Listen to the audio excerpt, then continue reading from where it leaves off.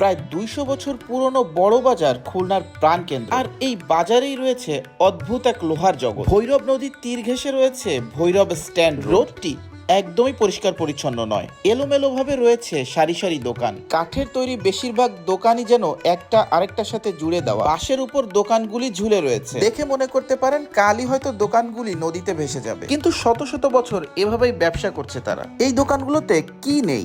দেশি হাতের তৈরি দা, বটি, কাস্তি, লোহার হাড়ি, বেলচা, যেন এক লোহার জগৎ। দামের দিক থেকেও সস্তায় বাজার। তার মানে শহরের অন্য কোথাও এত কম দামে জিনিস পাওয়া যায়। দোকানগুলোতে কোনো ডেকোরেশন বা চাকচিক্য নেই। দোকানের সামনেই মালপত্র সাজানো। সরু রাস্তা দিয়ে হেঁটে যাওয়া কঠিন, তারপরও প্রতিদিন এখানে শত শত মানুষ ভিড় করে। ডেকোরেশন বা চাকচিক্য না থাকলেও এই দোকানগুলোতে আছে অন্যরকম আস্থা। এই সরু রাস্তা, নোংরা পরিবেশের মাঝেও কিন্তু শত শত মানুষ এখানে আসে। এই বিশৃঙ্খল পরিবেশের মধ্যেই সুন্দর এক শৃঙ্খলা, যেখানে জীবনের প্রয়োজন বড় সাজানোর থেকে। এখানে লোহা শুধু ধাতু নয়, লোহা এখানে জীবন।